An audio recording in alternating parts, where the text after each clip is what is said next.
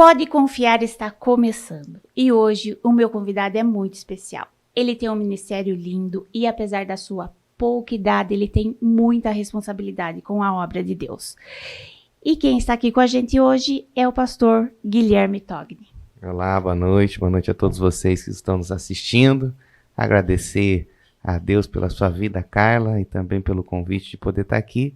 É um privilégio muito grande poder participar desse projeto, que eu tenho certeza que vai alcançar muitas vidas, e eu tô alegre, tô muito feliz de poder estar aqui com vocês. Eu também, estou muito feliz de você estar aqui com a gente. E a gente tem muitas curiosidades por ver um pastor tão jovem assim, trabalhando na obra de Deus. Vamos tirar, né, as dúvidas. E hoje a gente congrega na mesma igreja, né? Sim. A gente tem o mesmo líder, o nosso pastor Dilma. E eu queria saber como é que começou a sua jornada na vida cristã. Na verdade, assim, existem dois tipos de pensamento, né? A nossa jornada ministerial é uma, mas a jornada de vida cristã é totalmente diferente daquilo que é o ministério. Para começar, eu, desde muito novo, pequeno mesmo, já tinha esse vínculo com a igreja, esse vínculo com Deus, principalmente voltado à família. A minha mãe e meu pai, mais a minha mãe, já eram assim muito assíduos na igreja, de muito trabalho. Você já nasceu então em berço cristão? Não cheguei a nascer no berço, mas eu não demorei muito para ir, né? Uhum. A história conta, minha mãe conta que eu tive quando eu era novo, nascido, né? Recém-nascido, eu tinha um problema muito, dificuldade em dormir. Eu tinha dificuldade em dormir, e a minha mãe me levava na benzedeira, eu não dormia. Me levava ao padre, eu não dormia. E tentou de várias formas fazer com que eu dormisse. E teve também a possibilidade de um pastor, na época, o pastor Tiago, era o pastor da Igreja Quadrangular, aqui do São Dimas, na época. E ele, ouvindo o caso, recebeu o convite de ir até a casa da minha família. A gente morava com a minha avó ainda. Meu pai foi pai muito novo, com 18 anos. Minha mãe também com 20 anos. Então, uma família sem muita estrutura, até de todo aspecto emocional. Pouca experiência de sem vida, experiência né? nenhuma. E ele foi para fazer uma oração para que eu pudesse dormir. Dormir bem. E eu muito novo, Era um quase bebê recém-nascido, bebê. E a minha mãe fala que ela tentou de tudo e eu nunca dormi. E foi o pastor fazer essa oração que naquela noite eu dormi. Então foi um método deles iniciarem assim na igreja. na fé com Na Deus. fé. E eles foram para a igreja e depois tiveram um vínculo com a igreja na época, se batizaram e desde sempre eu me vi muito envolvido. Eu lembro quando eu era criança, por exemplo, de eu ir em escola bíblica dominical. Eu lembro que meu pai me deu uma Bíblia, aquelas de ilustração, e toda noite ele contava uma história para mim. Eu estava conversando esse dia com a minha avó. Minha avó disse que eu com 5, 6 anos não soltava a Bíblia. Eu ficava com a Bíblia na mão. Já Bíblia, ficou apaixonado pelas histórias. E a Bíblia era muito lúdica, né? Por ser uma Bíblia infantil, com cor, com desenho. Então eu tinha muito na memória a história de Adão e Eva. Eu tinha muito na memória a história de Davi. Eu tinha muito na memória a história de Moisés ultrapassando o Mar Vermelho. E aquilo foi despertando na gente o desejo de estar. E conforme você vai vivendo, você vai desenvolvendo também. Aí você vai escola bíblica, culto. Na época era culto Cada vez infantil. vai aguçando mais o interesse em conhecimento, né? Porque você vai se identificando. E nós íamos toda quarta e domingo, de noite, domingo de manhã, aqui na igreja do Evangelho Quadrangular, aqui no São Dimas. Nisso, nós ficamos sem carro. Quando a gente ficou sem carro, nós não conseguimos vir mais até aqui. Então, até o São Dimas. E nós morávamos em Santa Terezinha, que é um bairro distante aqui da cidade. Mais afastado. E nós precisamos começar a ir de a pé. Então, eu me lembro com 7 anos, 8 anos, a minha mãe e meu pai, a gente ia de a pé à igreja toda a quarta e todo domingo. Então, a gente saía, por exemplo, de casa e andava 3 quilômetros, 4 quilômetros, tanto para ir quanto para voltar, para ir para uma igreja num bairro vizinho, que era o mais próximo da nossa casa, e ia de a pé.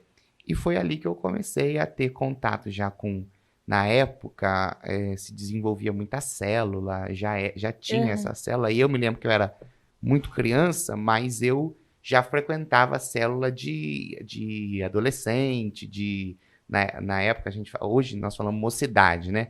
Mas a gente falava culto dos jovens, então a célula dos jovens, e eu já criança ia de sopetão para... Já se enturmava com os maiores. Sim. E foi nesse período que a minha família passou por muitas dificuldades.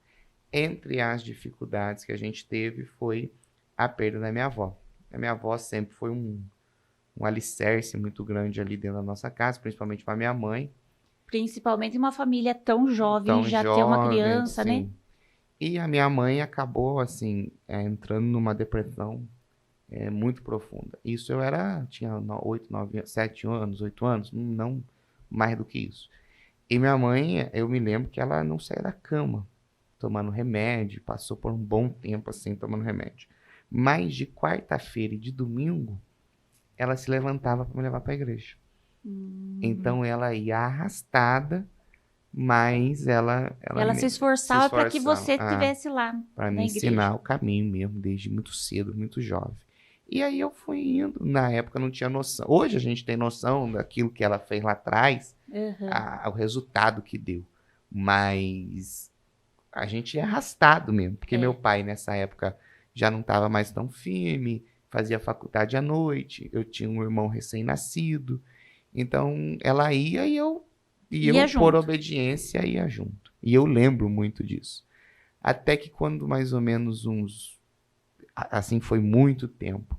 Mas eu acredito que com 9, 10 anos foram fazer um retiro para crianças. A Igreja do Evangelho Quadrangular fazia para todas as igrejas da cidade um retiro infantil. E eu até brinco, né? Que eu sou corintiano roxo, né? E o retiro foi aqui no Clube do Palmeiras, no Palmeirão. Daí você teve que entrar. Aí eu fui, e foi ali que eu fui batizado com o Espírito Santo.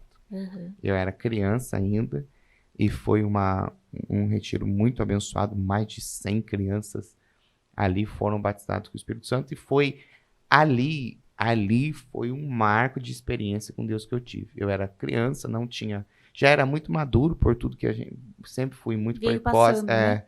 Muito precoce em relação à maturidade, mas ali foi a minha primeira experiência com Deus, onde eu tive um encontro mesmo com Deus. E a partir daquele momento, as coisas aconteceram de forma até mesmo natural, na minha disposição de estar ali e viver aquilo ali. Mas... E esse período de ser mais jovem, entre 9 até uns 12, 13 anos, passa. E quando você ficou mais adolescente, teve um período que você chegou a dar uma afastada da igreja? Veja só, as minhas maiores lembranças dentro da adolescência são no altar de Deus. Mas existem coisas boas dentro disso e existem também coisas até de ressalva. A primeira às vezes nós que temos um compromisso com o altar, a gente pula muita etapa. Então, eu sempre muito jovem pregando. Desde quando eu fui batizado, eu já comecei a desenvolver a pregação. Então, eu pregava em cultinho, pregava e sempre se cria uma responsabilidade. E a minha adolescência foi muito assim, pregando a palavra, pregando o evangelho. Então, eu criança, já tinha a responsabilidade de que criança não madura, tinha, né? exato. Com adolescente, a mesma coisa. Então, chegou uma época da minha adolescência que eu senti falta de viver a adolescência. Uma fase natural que o adolescente tem que viver. Então, eu via amigos meus saindo, eu via amigos meus namorando, eu via amigo meu bebendo, eu via amigos meus conhecendo uma fase que é dos jovens, e eu não tinha isso. E eu nunca também fui bitolado a ponto de não estar envolvido nas amizades. Pelo contrário, tem amigo meu que está comigo até hoje que foi eu que ganhei para Jesus naquela época. E eu sempre tive envolvido. Só que chegou uma fase que eu tive essa necessidade de tentar viver esse período. Pra ver como que Pra era ver. também, né? Mas aí para cada um, Deus tem uma forma de tratar. Para uns, Deus deixa ir muito longe e depois lá na frente pega. Porque a gente ouve muitas pessoas falando isso, né? Nasci em berço cristão, ficou um período, e aquele período de adolescência, mocidade, dá aquela desviada e demora para voltar, né? Mas isso também está muito relacionado, penso eu, ao tabu que se cria em não poder. Você é mãe, sabe disso melhor que eu. Eu agora, como pastor, tenho vivido isso. Tudo que você crava como não pode, dá muito mais vontade de fazer. Todo tabu de proibição dá vontade de você conhecer. Então, acho que eu tinha muito isso. Não pode, não vai. E você vai despertando a curiosidade. Por que não pode? Por que eu não posso botar a mão? Por que eu não posso ir? Por que eu não posso fazer? Por que eu não posso... E um tempo atrás não tinha tanta explicação. Os pais, a gente falava assim... Não era necessário tamanha explicação por não ter tanto acesso de informação como se tem. Então, antigamente você dizia, não pode, não pode. E ninguém explicava por que não podia, exato, né? Não pode, não pode. Hoje, se você não vir com uma explicação muito bem elaborada, você tem acesso à informação muito rápido que você sabe que pode. Que você sabe que não pode. E a gente está vivendo uma geração que é muito conectada, muito rápida. Hoje, com um clique, a gente sabe tudo que acontece no mundo. Tudo. Então, eu passei por esse período de tentar conhecer, mas não foi um período muito extenso, não. Foi um período curto, porque eu sempre tive muito medo de Deus mesmo. Um temor, né? Um temor, porque eu tinha muita noção daquilo que Deus tinha para minha vida. Eu sempre fui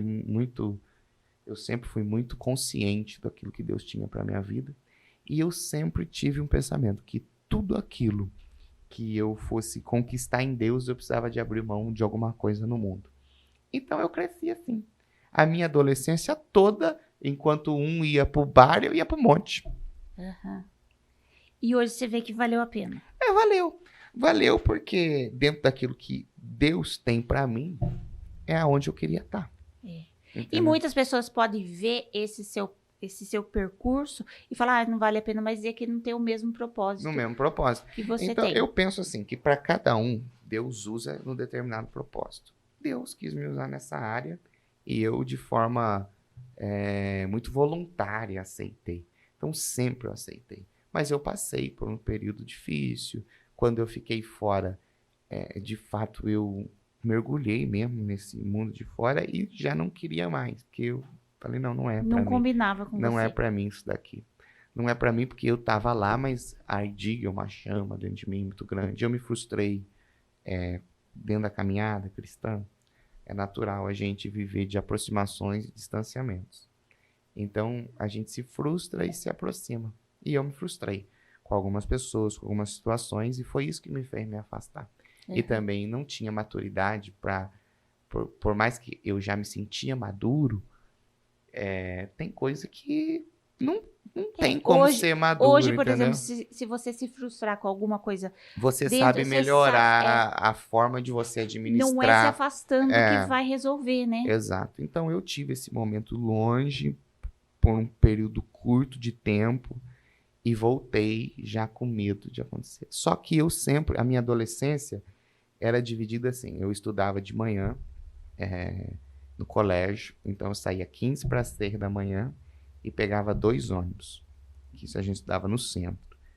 E aí chegava na escola, ficava até 11h30, meio-dia, não me lembro agora, aí pegava mais 2 ônibus e ia jogar bola, porque eu treinava no 15.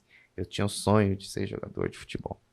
Então eu treinava no 15, disputei campeonato paulista, acho que 3 campeonatos paulistas eu disputei na categoria de base.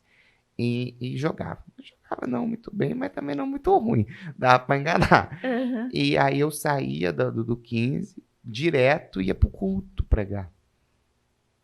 E já tava pregando nessa época? Já pregando. Com 13, 14, 15 anos foi que começou a aumentar o número de agendas. E aí eu já pregava. Mas eu jogava bola durante a tarde, pregava. E aí você vai crescendo e vai se desenvolvendo. Até o meu 3º colegial eu joguei bola. Aí chegou uma época que Deus tratou de mim. E Deus falou comigo. E disse, olha, Guilherme, não é aqui que eu quero você. Não é aqui dentro do campo que eu te quero. Eu quero dentro da Aí você casa de teve que Deus. tomar uma decisão. Aí eu abri mão.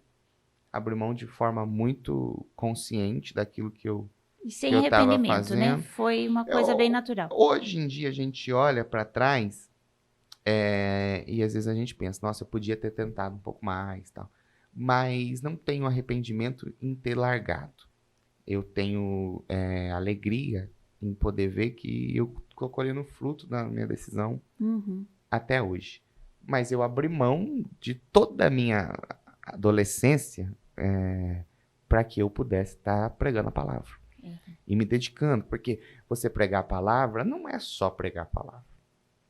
Não é só subir lá no púlpito e levar a palavra. Você tem que ter um estudo, tem que ter... Não é só um estudo, é uma vida de preparo, entendeu? É uma vida de oração. Não é orar por uma causa, é ter uma vida de oração. É porque a hora que você pega o microfone para falar para muitas pessoas, você tem uma responsabilidade, né, no que você está pregando. Com vidas, porque a gente ali passa a ser boca de Deus. Deus pode usar qualquer um, e eu tenho consciência disso, mas dentro do que é responsabilidade, a gente precisa entregar uma coisa bem feita para o Senhor. Entendeu? Então eu sempre me dediquei, lia muito, ficava horas e horas lendo. Eu cheguei uma época da minha adolescência, para você ter noção, eu dava o dízimo do meu dia. Você tem noção que é dar o dízimo do meu dia para Deus?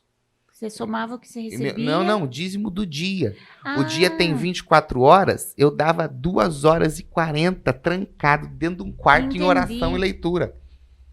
Você reservava um tempo. O dízimo do dia eu dava ao Senhor. Entendi. Entendeu? Então eu fiz isso a minha adolescência toda. E ia no beco e orava, e ia, expulsava demônio, e ia e pregava a palavra, e ia evangelizar. A minha adolescência toda foi assim. Então, quando eu fui para fora, foi tão intenso a minha vida fora, que eu falei, não é mais para lá que eu quero. Então, se você perguntar, qual é a tua memória de adolescência? É em cima do altar pregando. É dormindo em rodoviária. Porque às vezes não tinha dinheiro para voltar. Não tinha carro para levar. Eu fui ter carro, vai para frente. Eu dependia de carona. Você fazendo a obra de Deus, não importa onde. E às vezes a gente ouve falar assim, as pessoas que servem a Deus é um povo diferenciado. E realmente é, né? Porque as pessoas do mundo nunca, acho que, conseguem entender o porquê se sacrificar. Que não chega não a ser... consegue entender o sacrifício pela causa, mas consegue entender o sacrifício. A diferença de nós para o mundo é a causa do sacrifício. Porque o mundo também se sacrifica. Você vê muita gente se sacrificando para ter um emprego melhor. Você vê muita gente se sacrificando para ter estudo. Você vê muita gente se sacrificando para ter dinheiro. Você vê muita gente se sacrificando para ter fama. Você vê, o sacrifício está aí. Mas qual é a ideia do sacrifício? A ideia do sacrifício é para si. Não é para Deus, né? Não é para Deus e não é para o próximo. Entendeu? Porque a nossa vida com Deus, a gente não sacrifica só para Deus. A gente sacrifica para que a gente seja bênção para alguém. Para outras pessoas. Você está entendendo? Então, dentro de uma vida natural, existe todo um sacrifício para benefício próprio. Há pecado nisso? Se for equilibrado, não. Agora, para quem tem vida com Deus e um chamado de Deus, o chamado de Deus nunca para na gente. O chamado de Deus não para em mim.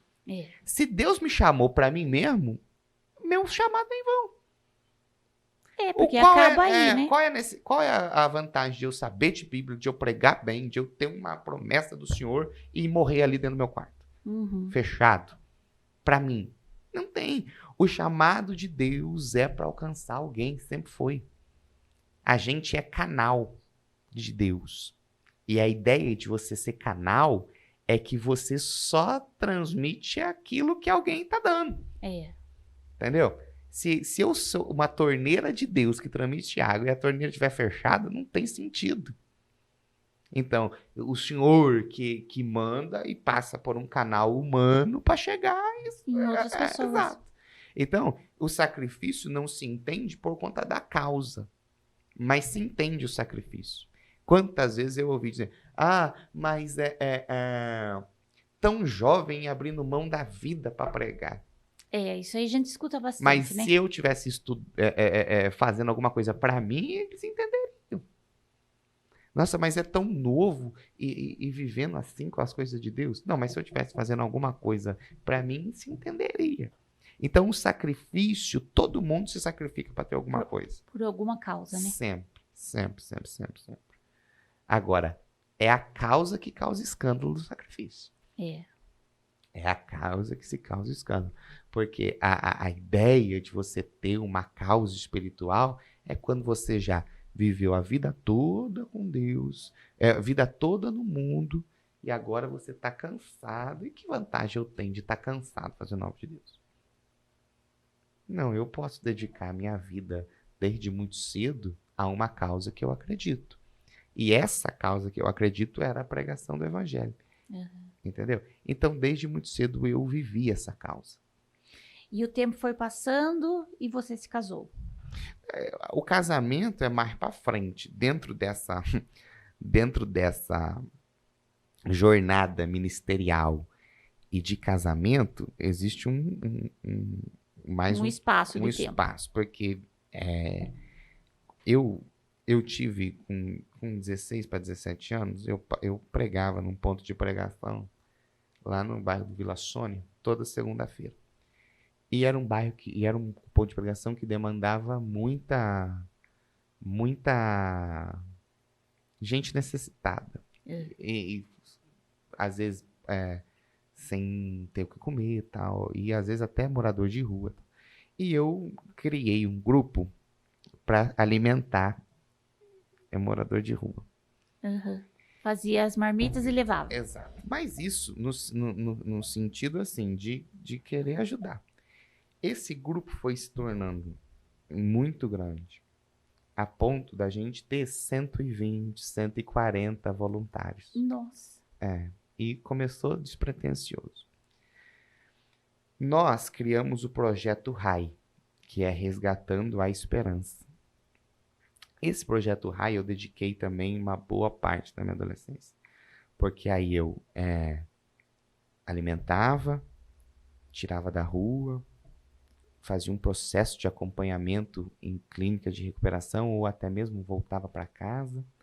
Então, dentro disso, a gente ficou praticamente uns 5 anos com esse projeto ativo. Dos meus 16 até os meus...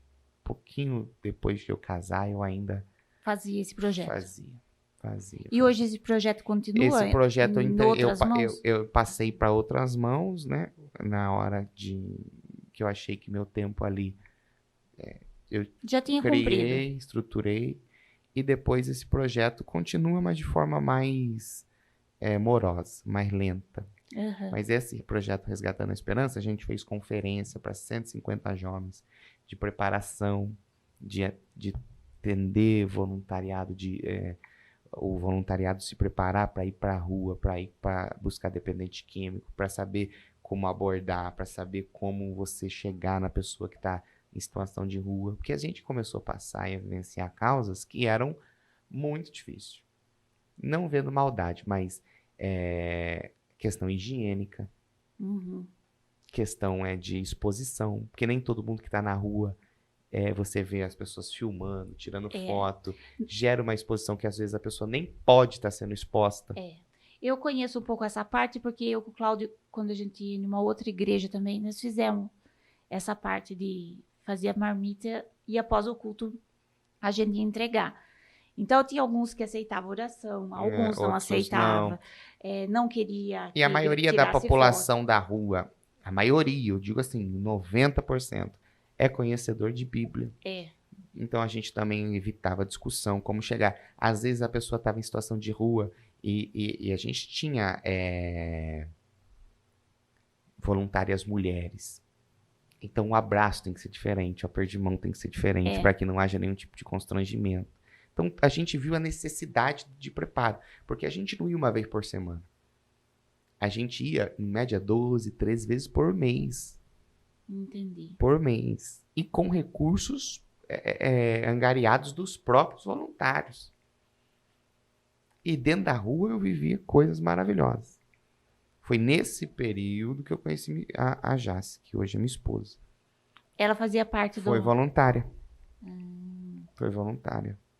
Começou ajudando, foi voluntária. Na verdade, eu conheci a Jace num velório. Eu conheci a Jace num velório. O tio dela tinha morrido e eu era muito amigo dos primos dela. Muito amigo, assim, como um irmão. E aí eu fui ver lá o tio deles e acabei conhecendo a Jace lá. No começo não deu muita liga, mas depois de uns meses que a gente começou a se conhecer. Começou a se conhecer mais.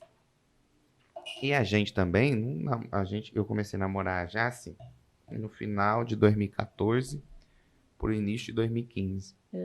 Então, num processo assim de casamento, namoro, noivado, deu 2 anos e meio, acho, no máximo. Que aí a gente já namorou, noivou e casou muito rápido. Foi muito rápido. E hoje vocês estão juntos servindo a obra de Deus. Já fazem 5 anos, né, que nós estamos casados. E o homem precisa da mulher, né? E a mulher também precisa. Não pode ficar muito tempo sozinho, né? A gente precisa ter esse companheiro, essa companheira, e a gente vai se descobrindo, né? O ministério faz a gente lidar com algumas situações que a gente se descobre muito, tanto eu nela quanto ela em mim. Mas nós estamos juntos já há 5 anos de casado, mais 2, então estamos juntos há quase 8 anos, já é um tempo, né? E vocês estão jovens, né? Eu casei dia 8/7/2017. Eu tinha 21 anos. Ela tinha 19 anos. 19 para 20 anos. Ela tinha 20 anos. E era muito... Porque eu faço aniversário dia 9 de julho. Eu casei um dia antes do meu aniversário. Foi. Aí eu casei com 21, mas na festa eu fiz 22. Foi. Aí você não esquece a data, né? Você... E todo esse processo você já pregando, falando da palavra. Já pregando, já trabalhando na igreja. E agora faz pouco tempo que você foi nomeado pastor. Eu sempre preguei a gente chama isso ministério itinerante, né? Que eu tinha uma igreja que eu congregava como servo e ali eu servia.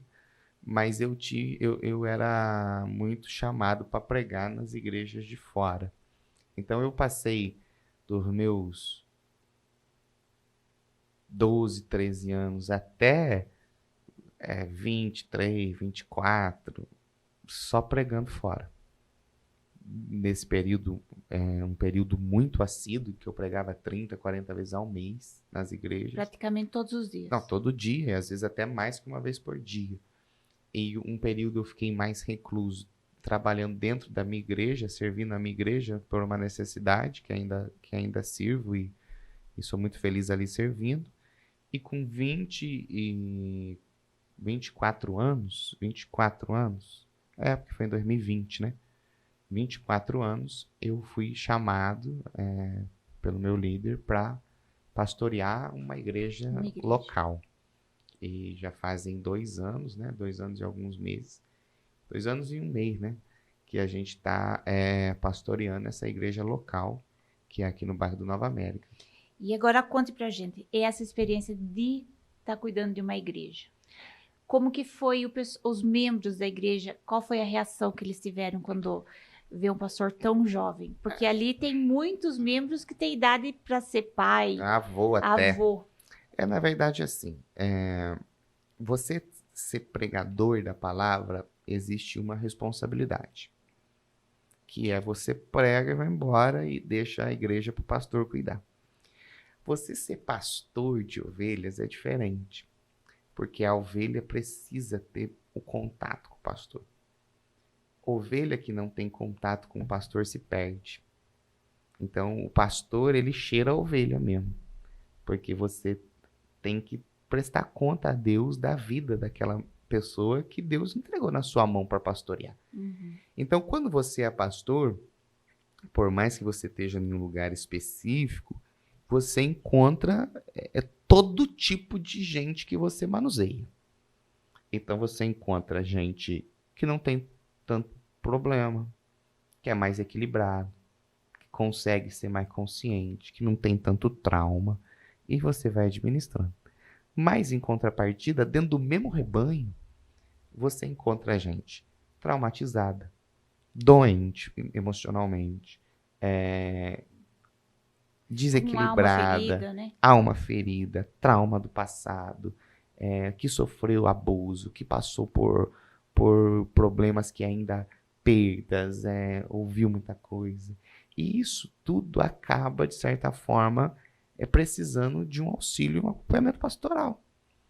Então, nesses 2 anos, o que mais me deu assim, de impacto na vida pastoral é o contato com diferentes tipos de pessoas. E assim, eu tenho o costume de estar perto.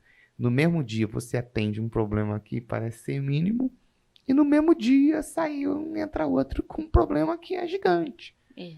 Problemas assim, de causas terríveis de lidar. Entendeu? Com traumas absurdos.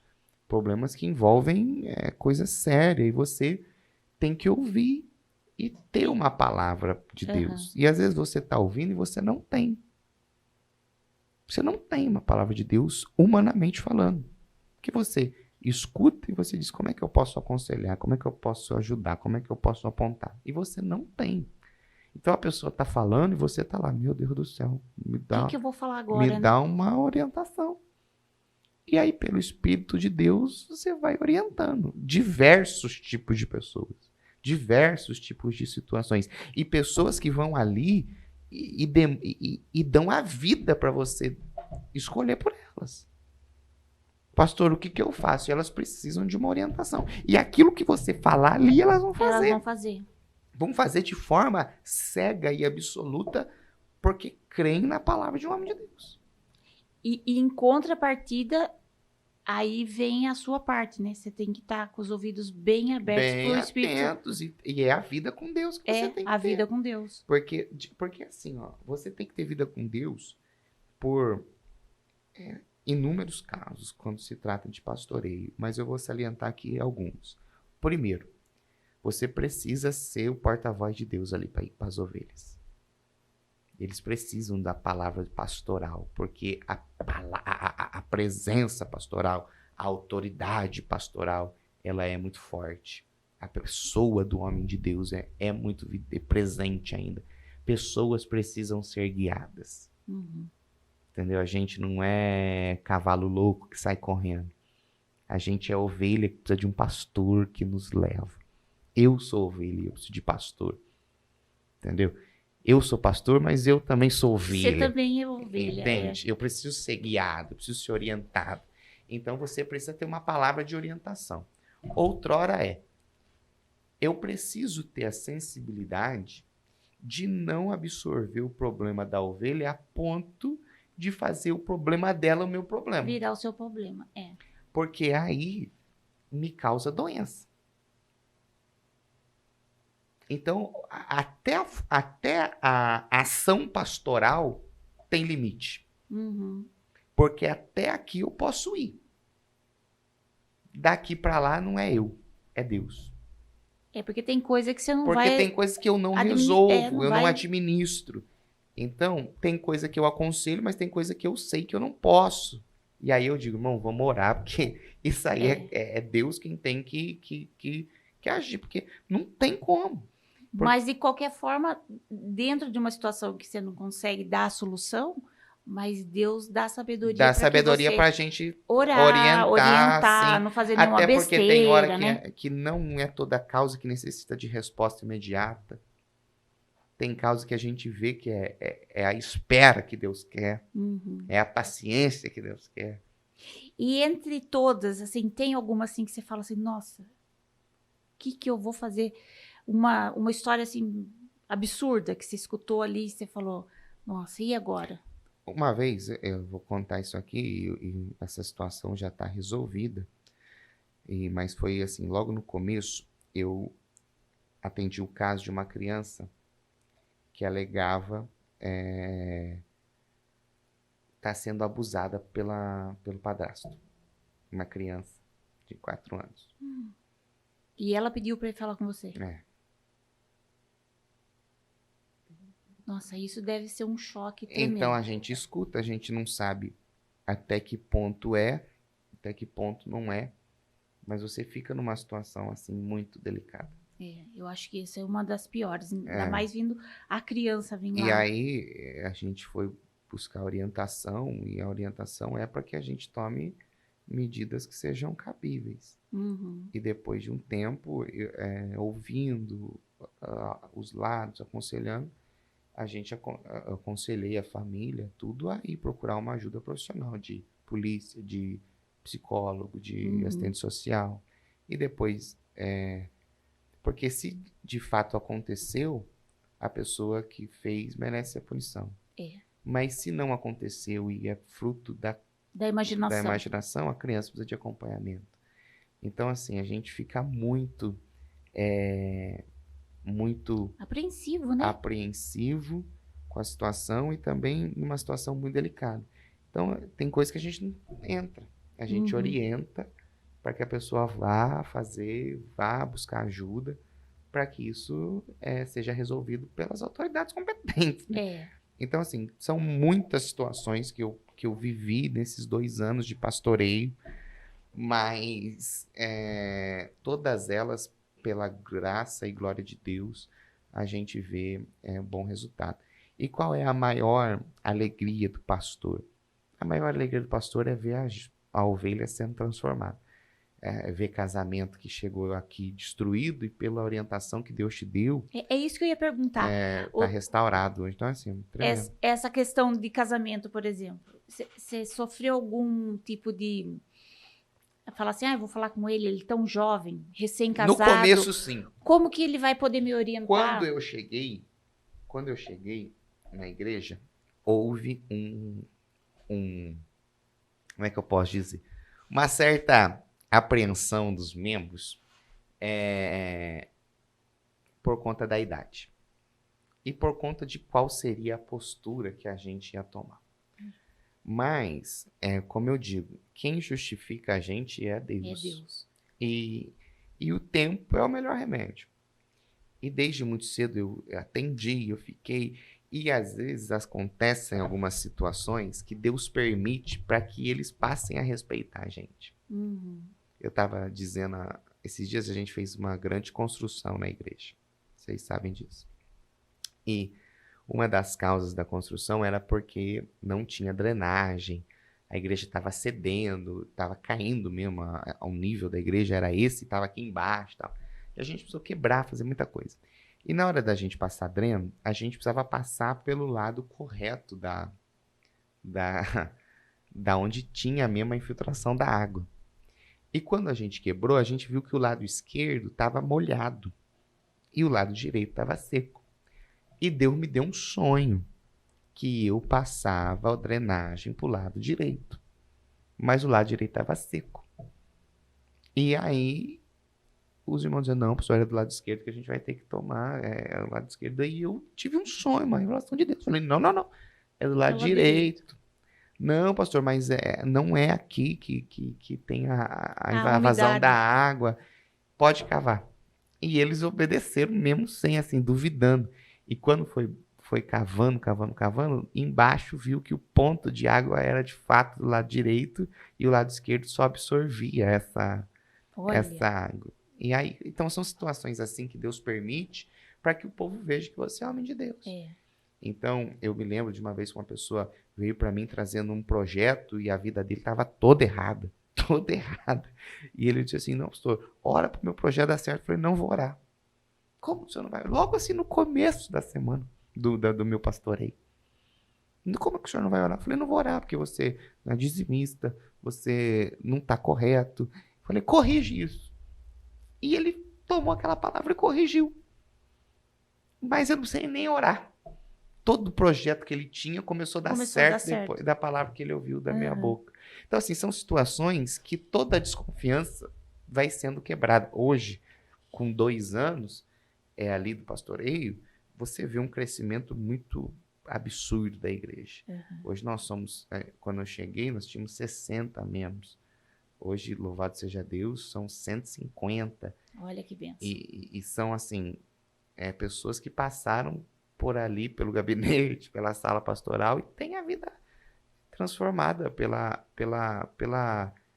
palavra de Deus, pela presença de Deus, mas principalmente também por eles entenderem que há uma autoridade espiritual ali dentro. Entendeu? Então, quando a autoridade pastoral, ela é muito mais forte do que a imagem pastoral. Entendeu? A presença do líder, a autoridade que Deus dá à liderança é muito mais forte. É igual Jesus diz, você está olhando, igual Deus disse a Samuel, você está olhando a aparência, você está olhando o estereótipo, mas não é isso. Entendeu? Então, assim, pode ser mindinho, pode ser fraquinho, pode ser novo, pode ser o que for. Mas se existe uma autoridade que Deus deu, as coisas fluem. Então eu creio muito nisso. E lógico que as vivências se dão com o tempo.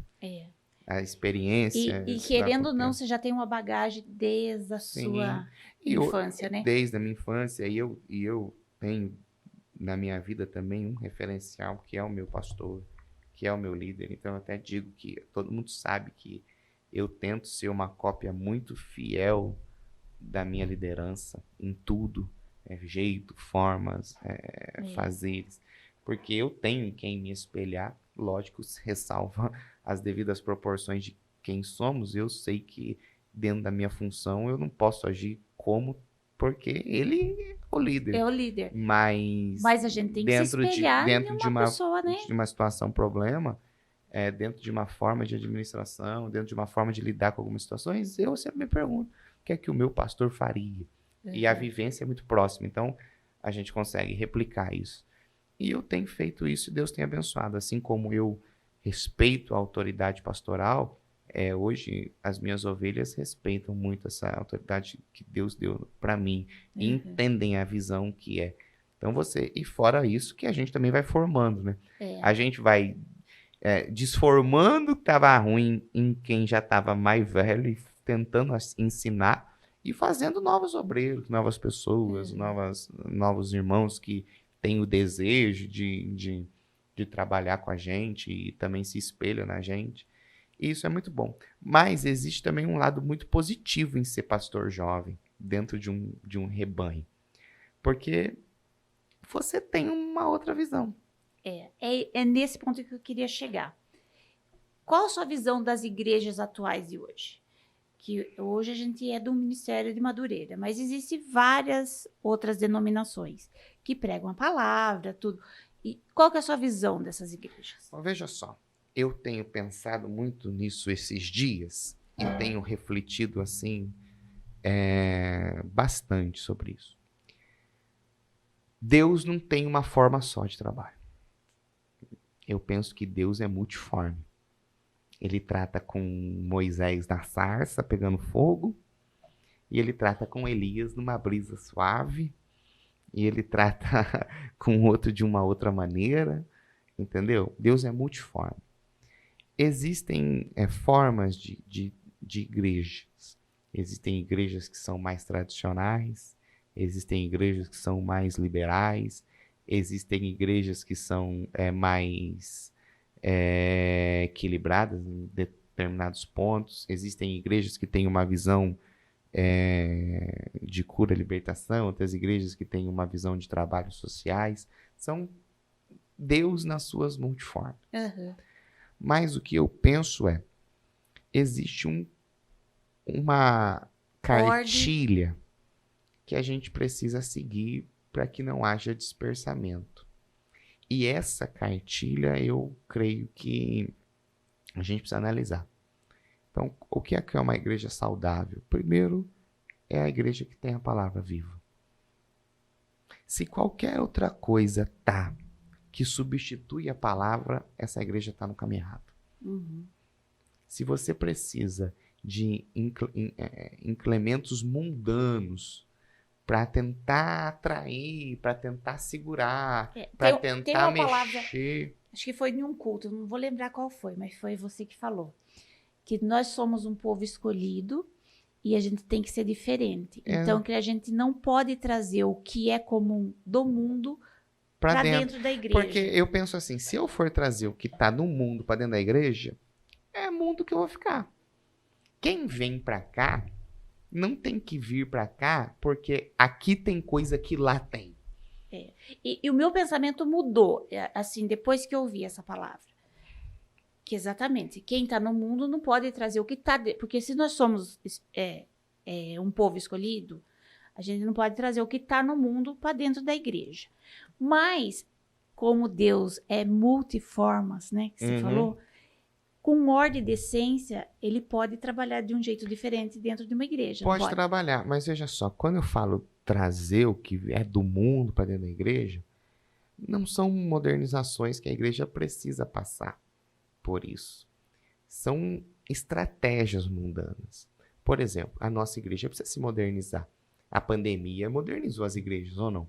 Sim. Ou era toda igreja que tinha câmera? Não. Ou era toda igreja que fazia live?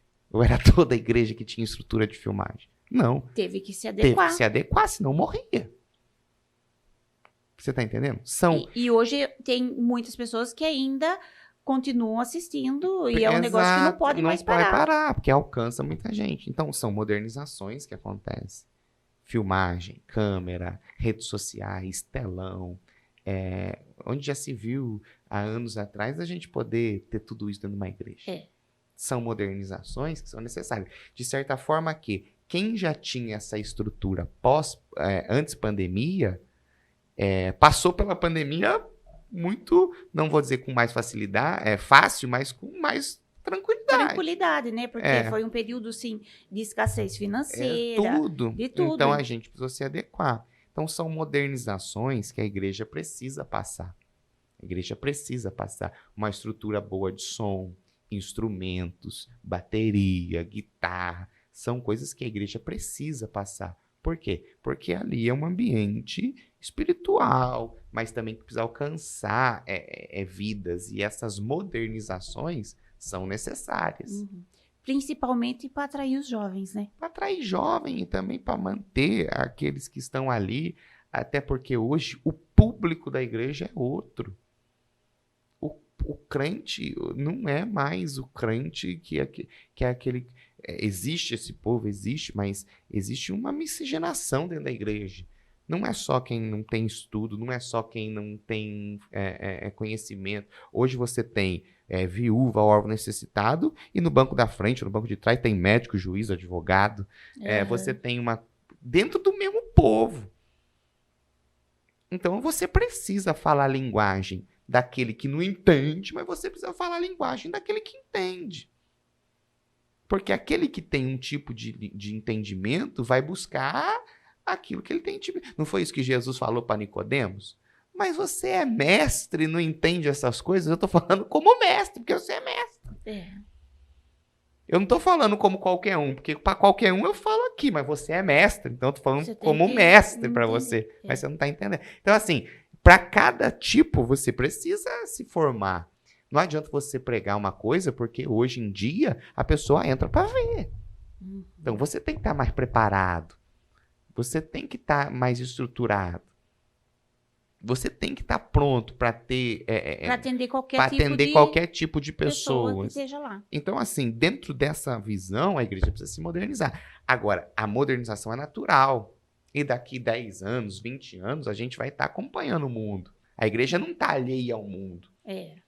A igreja, ela vem seguindo o mesmo passo. Entendeu? A gente não está alheio ao mundo. Você vê que existe. Agora, estratégias mundanas são diferentes de modernização. São estratégias mundanas que eu acho que não se pode ter. Porque são coisas que são atrativas ao mundo e não podem ser atrativas à igreja. Porque se você usar estratégias humanas dentro de uma igreja, você cria crente mundano. É isso que eu ia perguntar. Existe a possibilidade de ter pessoas dentro da igreja que ainda não conhecem Jesus? Com certeza. Existe pelo fato de você criar crentes mundanos.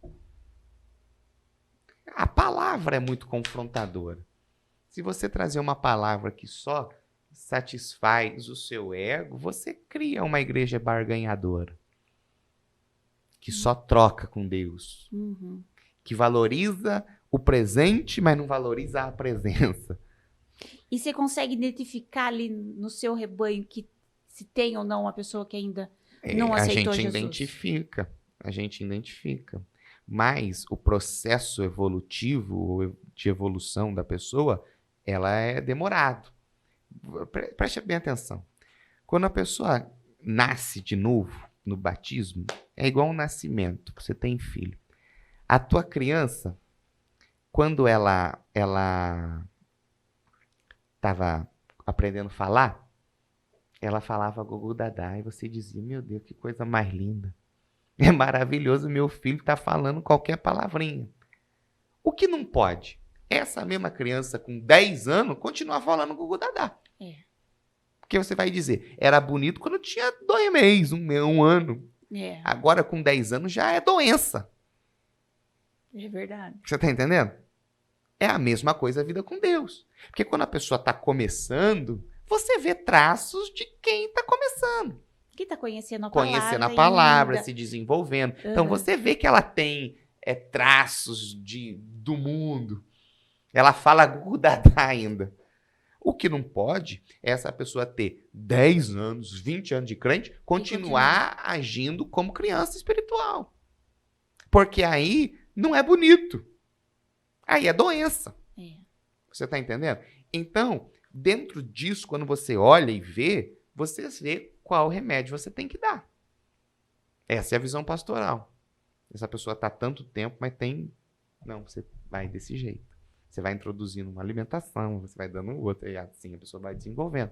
Mas existe muito disso porque as estratégias do mundo são colocadas para que ganhe, para que permaneça, para que evangelize, para que fica. E eu garanto para você, esse povo que vem por estratégia mundana, a hora que o barco balança, a maioria cai fora. Não está preparado. Não está preparado para o balançar do barco. Aí é mais triste porque tem que voltar pela dor, né? Aí vai precisar conhecer Jesus de fato, né? E aí ele passa por um processo de conhecimento dele em Jesus, que às vezes dói, às vezes Deus sabe como trabalhar, cada um dentro daquilo que é o propósito de Deus. Mas as estratégias mundanas, elas precisam parar. Uhum. As estratégias mundanas precisam parar. E esse período que nós estamos vivendo, que a gente ouve muito falar da volta de Jesus, por todas as coisas que vêm acontecendo, na sua visão, você acha que a volta de Jesus está próxima? Veja bem, Jesus ele foi o maior pregador sobre os fins dos tempos. Mais do que qualquer um, ele falou sobre a escatologia. E ele falou sobre alguns sinais muito claros sobre a volta deles. Ele falou sobre sinais dos tempos naturais. Você vai ver terremotos, tsunamis, pestes. Então você tá vendo tudo isso. Falou sobre sinais políticos, guerras, rumores de guerra. Que é o que nós estamos vivendo A nesse moeda momento. ia perder o valor, o ouro ia se corroer. Você vê sobre sinais sociais. E quando a gente trata de sinais sociais, o maior sinal social é sobre os homens dos últimos tempos. Só para você entender o que eu estou dizendo, Paulo vai escrever a Timóteo o seguinte texto, só para que você entenda aquilo que eu tô querendo dizer. Na segunda carta de Paulo ao Timóteo, ele vai dizer que existe uma característica de homens dos últimos tempos. Como vai ser o homem dos últimos dias? Aí ele vai dizer, sabe, porém, isto que nos últimos dias sobrevirão tempos trabalhosos, porque haverá homens amantes de si mesmo, avarentos, presunçosos, soberbos, blasfemos, desobedientes a pai e mãe, ingratos, profanos, sem afeto natural, irreconciliáveis, caluniadores, incontinentes, cruéis, sem amor para com os bons, traidores, obstinados, orgulhosos, mais amigos dos deleites da carne do que amigos de Deus, tendo aparência de piedade, mas negando a eficácia dela. Quando você pega isso aqui, o maior sinal é o próprio homem. É verdade. Então você olha para Paulo escrevendo isso há milhares de anos atrás, 2000 anos atrás, e você vê que é o retrato do homem do último tempo. Agora, enquanto ao dia, hora, ninguém sabe. Nem o filho, nem os anjos, somente o Pai. E não cabe a nós dizer, é esse dia ou não. Mas nós precisamos ficar atento aos sinais. Porque esses sinais são Deus falando para a igreja. Está chegando a hora. E está chegando a hora. Mas quando ele vem numa hora que a gente não espera, no momento que a gente não acha que vem, e vem. E aí ele pega quem está com azeite ou não, né? Se você é sábio, você vai ter. Se você não é, se você é louca, vai ter acabado. E você já passou por algum membro lá na igreja que ficou nervoso? Ai, Jesus está voltando, o que eu tenho que fazer? Já passou por alguma situação assim? Já passei direto. Porque nos dias atuais a gente tá ouvindo muito você falar nisso. Tanto por causa da guerra, por tudo isso que você acabou de ler, é o que a gente tá vivendo. E assim, acho que a pessoa pode ter... nossa, agora ele tá voltando. E o que eu faço? E qual é o seu conselho que você dá? Meu conselho é que você viva a tua vida com Deus como se fosse morrer amanhã. Entendeu? Não há espaço para você não tem mais tempo, deixar né? para amanhã aquilo que você tem que viver com Deus hoje. Então, o maior conselho que a gente tem para dar é: se você tiver que pedir perdão, corra e peça perdão. Se você tiver que se acertar, se acerte. Se você tiver que parar de fazer as coisas que você tem que parar, pare. Começar, comece. Porque se Jesus não voltar amanhã, pode ser que você morra amanhã. Do mesmo jeito, você tem que estar preparado, a vida alinhada com Deus, né? Então, assim, dentro desse desespero que você está vivendo, é o tempo que a gente tem que pregar. Há espaço para se consertar com Jesus, porque é somente isso que vai fazer a gente ter certeza da nossa eternidade, né? Bom, o nosso papo tá uma delícia, mas a gente já tá quase encerrando. Senão, daqui a pouco o produtor já manda a gente parar já. Já cortar. Quero fazer uma pergunta para você. Até hoje, qual foi seu maior desafio em toda essa jornada? Meu maior desafio foi saber conhecer os meus limites. A gente vai vivendo e vai sabendo que a gente não pode tudo. Então, quando a gente tem acesso a muita coisa, a gente tem oportunidades, privilégios, e a gente acha que a gente pode tudo e não pode. Então, se conhecer talvez seja o meu maior desafio. Saber dos meus limites, até onde eu posso ir, até onde eu posso pisar. Saber que a gente não é forte o tempo todo, saber que a gente é passível de erro e a gente precisa evitar o erro às vezes. Porque isso é uma virtude, né, que você tem, porque a hora que você tem uma posição maior. Você precisa tomar cuidado para manter, né? Eu estava dizendo isso, acho que, não me lembro para quem esses dias, quanto maior o degrau que você tá, mais exposto a ataques também você fica. Mais pedradas você recebe. Então, a vigilância, ela necessita ser muito constante na sua vida, né? E os limites são necessários. A Bíblia fala que quando você for construir uma casa, coloca nela um parapeito, para que você não caia e não tenha peso de sangue sobre a sua construção. Parapeito é limite. Então você precisa ter limite na sua vida para que você seja prudente também, para que você não perca tudo aquilo que você conquistou, né? E na jornada toda, qual foi assim, você falou assim, nossa, isso foi Deus que pôs a mão, que se... Lógico que tudo que acontece na vida da gente, Deus aprova, né? Uhum. Mas assim, que você fala assim, olha, isso eu precisava mesmo da providência de Deus. Ah, eu já tive muitas providências. Conte pra mim uma que mais marcou na sua vida. Eu tive uma providência que marcou muito. Eu era muito novo e a gente passou uma dificuldade muito grande na nossa casa. E eu era adolescente pregando e eu sempre orei a Deus que eu queria ter testemunhos para contar. E eu tinha muita vontade de comer bolacha naquele dia. E não tinha nada para comer em casa de verdade. A gente estava comendo assim arroz, tomate, em vez de quando frango. E eu queria muito bolacha. Eu acordei de madrugada e fui na despensa e orei. Falei, Deus, eu sou teu servo, faço a tua obra, eu preciso disso. E quando foi de manhã do outro dia, chegou uma pessoa na porta da minha casa que não me conhecia direito, tinha me visto pregar. E disse, ó, Deus falou comigo. Pediu para eu ir no Atacadão, na época lá em Santa Terezinha, fazer compra, mas eu já tinha feito, mas Deus disse que não era para mim. E eu fiz uma grande compra, mas quando chegou no corredor da bolacha, Deus mandou eu parar tudo e colocar uma de cada sabor, de cada... Eu recebi ali mais ou menos umas 40 pacotes de bolacha dentro daquele dia. Então foi ali que eu vi que a gente não perde com Deus, não. São dias difíceis às vezes, que é necessário que você passe para que a sua fé seja alicerçada, né?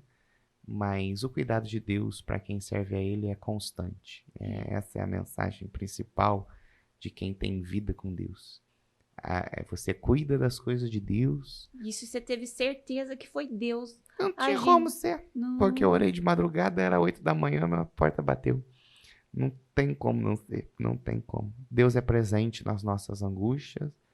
E Deus, Ele é Pai também nas nossas vontades. E quando a gente está alinhado com o coração dele, não adianta eu também ter pedido sem estar alinhado com a vontade dele, mas quando a gente vive alinhado à vontade dele, não tem nada que nos impeça de viver os extraordinários de Deus. Nada.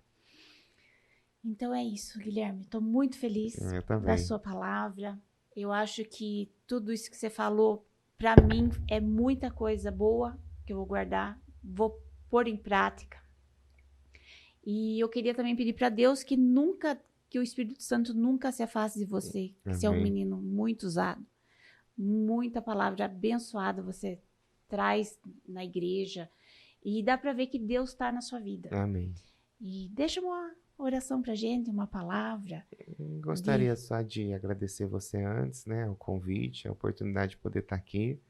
E dizer também que a gente está à disposição, sempre que precisar. Pode contar conosco. E também quem nos quiser fazer uma visita é Rua Caetano de Campos 241, do bairro do Nova América, às terças e aos domingos, né? Às terças às 19 e domingo às 18. Eu estou lá trazendo a palavra de Deus. E dizer a você também que está nos assistindo, que está nos ouvindo, não sei onde você está, mas eu tenho certeza que Deus é um Deus que conhece o seu deitar e o seu levantar. A Bíblia fala que um dia Jesus foi indagado por Pedro. Pedro tinha acabado de ser cobrado, dizendo que precisava pagar impostos. E Jesus faz uma pergunta para Pedro. Quem é que se paga impostos, os filhos ou dos estranhos? E Pedro responde, os estranhos pagam impostos. E Jesus diz, logo os filhos não precisam. Jesus era filho de Davi, não precisava pagar imposto porque Davi tinha derrotado Golias. Mas Jesus olha para Pedro e diz assim, vai no mar, pesca um peixe, tira da boca do peixe moeda e paga o meu e o teu imposto. O que eu quero dizer para você é o seguinte, se Jesus sabe o que o peixe engoliu, ele também sabe o que você tem engolido. Ele também sabe o que você tem passado. Ele também sabe aquilo que você tem guardado.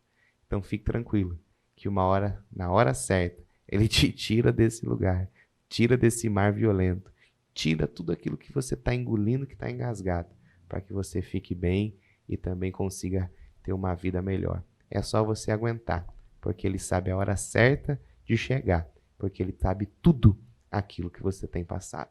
Que Deus abençoe vocês e fiquem com essa palavra. E que você continue sendo essa voz de Deus que leva a palavra para muitas e muitas gente. Amém. Deus abençoe vocês. E agora nós estamos encerrando mais um podcast. E você que ainda não é inscrito no nosso canal, se inscreva, ativa o sininho e me siga lá nas redes sociais. E tenha certeza que em Deus você pode confiar. Pode